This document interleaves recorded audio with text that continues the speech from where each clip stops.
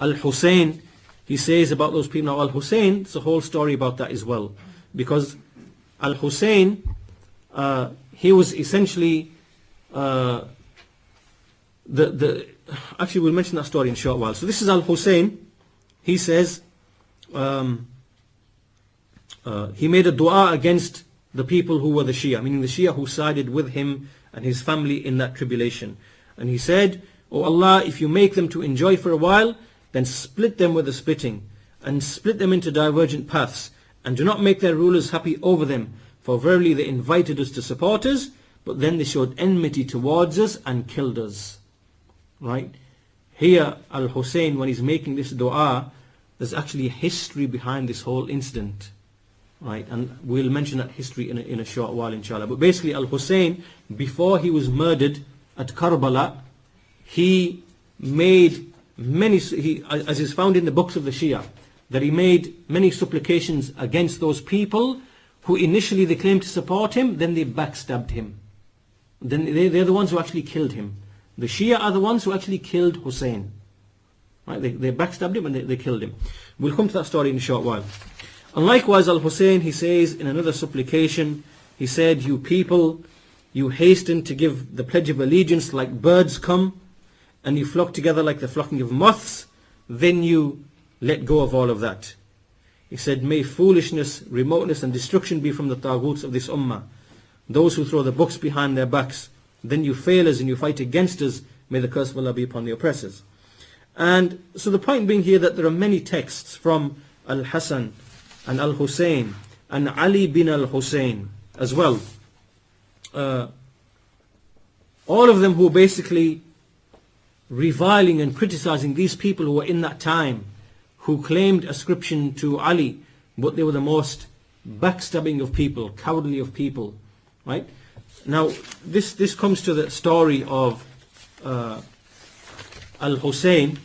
So we need to mention that as well, so you understand the history of why these people believe what they believe. So what happened is that with Al-Husayn radiyallahu anhu, when Muawiyah, who was the first of the rulers after the four caliphs, he was the first of the kings and the best of the kings in Islam. And so when he passed away, then his son Yazid bin Muawiyah, he took power. And he was based in Sham. And then he sent people out requesting that everyone come under his obedience, to give him the pledge of allegiance and to come under his obedience. So what happened is that all of the senior companions, they actually gave him the pledge of allegiance, because they know from the Sunnah it is to obey the ruler, whether he is sinful, whether he is righteous, to obey the ruler, because this is a command in the Sunnah. So the major senior companions gave him the pledge of allegiance. However, Al-Husayn and Ibn al-Zubayr, they didn't come under his authority because they had certain reasons. They felt that they didn't want to come under his authority. And what then happened is that from Kufa, so remember there's Sham over here and there's Kufa over here in Iraq, and then down here we have in the peninsula, Makkah and Medina, where the companions were present. And so when Yazid, he made this request, and then many of the companions, the senior companions, they came under his authority and they gave the obedience. But Hussein and Ibn Zubayr, they didn't give the pledge of allegiance. Now remember, all of this is following on as tribulation from the initial murder of Uthman. Right? These are all things which are happening as a consequence of the initial murder of Uthman. So then what happened is that there were large groups of those Shia in Kufa who had been on the side of Ali previously. Right? Previously, before, when the issue of Uthman happened, and there was difference of opinion between Talha and Zubair and Ali, and the issue of the camel, the battle of the camel took place when the Sab'iyya got involved and stirred that tribulation. So those people who were from the Shia of Ali who stayed with him, there were large groups of them in Kufa. What they began to do is they began to write letters to Al-Husayn in Makkah. And they would say to him, "Come to us. There's so many of us. We will give you the pledge of allegiance. Come, lead us. Be our leader." And so when these letters were coming to him, he sent a man by the name of Muslim bin Aqil. This man was called Muslim bin Aqil. So he sent him to go and investigate, see what's happening here, and see, is there really this type of support there? And so Muslim bin Aqil, he went to Kufa, and in Kufa he found, or it is in some reports, that there were 18,000 people. 18,000 people in one report, and some other reports mention 40,000, much more. That this number of people gave him a pledge of allegiance, that we are now, under your authority, under the authority of Al-Husayn, that we are with you, we support you, and so on and so forth. So when Muslim bin Aqil, when he turned up in Kufa, he was hosted by a man called Hani bin Urwa, who he stayed in his house. But Muslim bin Aqil, when he came, and he came face to face with these people who were supposedly from the Shia of Ali, meaning those who sided with Ali in the fitna, he saw from them certain things. He saw that these people are very quick to change color. They're like chameleons, very quick to change color. And he saw that historically as well, these people had behaved in a certain way with Ali and with Al-Hasan. They'd acted treacherously with respect to them. So he wasn't totally sure. He wasn't really 100% sure of these people. Are they really, firm in what they are saying or not? So what happened is that Al-Husayn, when he received word from his representative Muslim bin Aqil that yes, there is a large number of people here ready waiting for you, he then set out. Al-Husayn then left Mecca to go to Al-Kufa. Now when he did this was his ijtihad. He was advised by many of the senior companions, such as Ibn Abbas radiyallahu anhu, and Ibn Umar, and Ibn al-Zubayr, and Jabir bin Abdullah, Abu Sa'id al-Khudri radiyallahu anhu, Abdullah bin Amr bin al-As radiyallahu anhu. These are all from the major senior companions, and they advised him, do not go. But he made his ijtihad, and he was also advised by his brother Muhammad bin al-Hanafiyyah not to go. But anyway, he left, and he was warned by some of these companions and some of his brother that these people in Kufa, they are treacherous. They are treacherous people. Do not rely upon these people. But anyway, he left. He made his ijtihad and he left. And even when he left on his journey, as he was going on his journey, Ibn Abbas radiyallahu anhu and Muhammad bin al-Hanafiyyah, his brother, they actually went out on the journey to meet with him at a certain place and to tell him, don't go. However, qadar Allah, it was the decree of Allah that he would remain firm upon his decision, so he left for Kufa. Okay, so now Al-Husayn is on the way to Kufa from Mecca. Now what's happened is, meanwhile, when we go back to Kufa here in Iraq. So over here there's Yazid bin Muawiyah, and he's heard that there's like a opposition to him in Kufa. So he sends an army general. This army general is Ubaydullah bin Ziyad. So he came with a large army.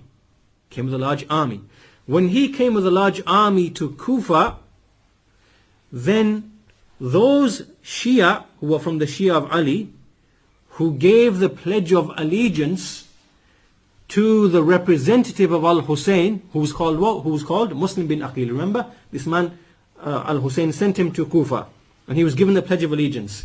When these people learned that this army commander has been sent by Yazid bin Muawiyah, and he came into Kufa, they changed sides. They basically stabbed Muslim bin Aqil and Al-Husayn in the back.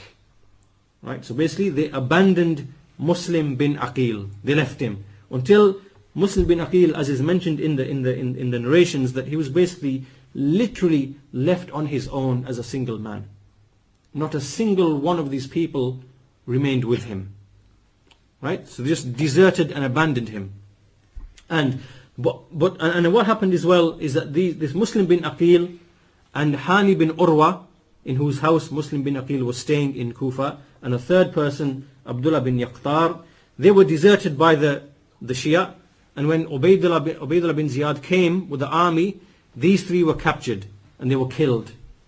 They were killed by Ubaydullah bin Ziyad. But before he was killed, Muslim bin Aqil, he'd managed to send a letter to Hussein.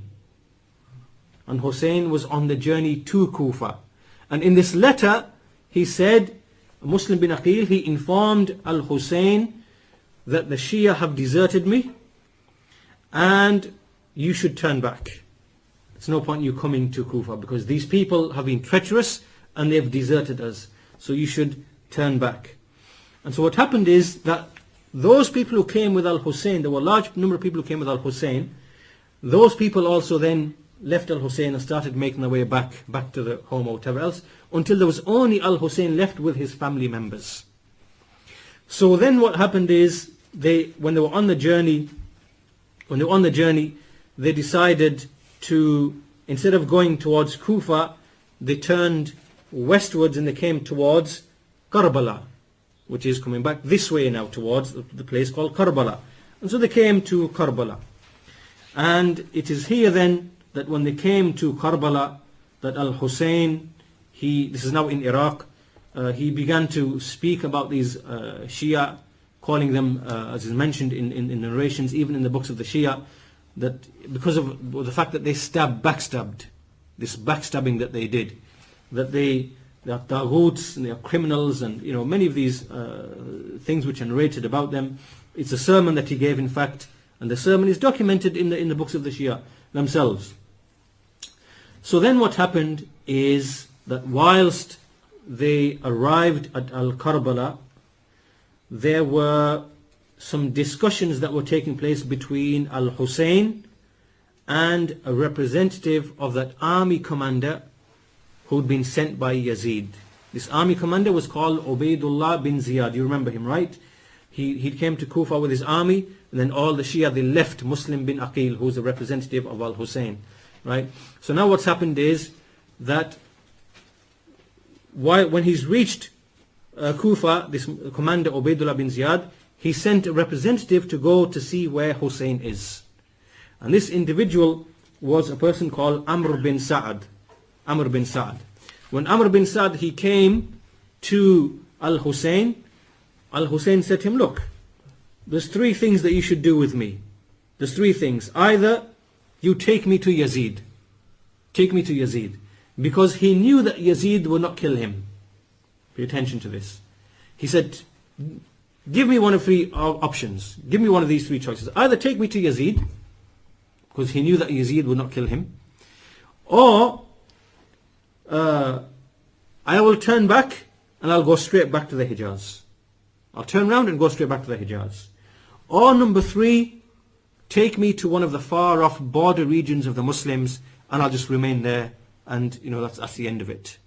Right? So he said, look, just give me one of these three options.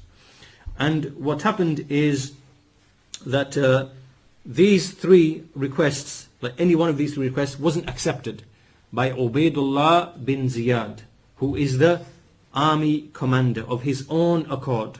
Right? That's his. He said, no, we're not accepting any of that. Then what happened is that this was what led to the battle eventually. Right? Because these three proposals, one of these three proposals wasn't accepted. Either take me to Yazid, I'll just turn back and go back to the Hijaz, or just take me to one of the distant border regions of the Muslims and I'll just live there and remain there and whatever. So it wasn't accepted.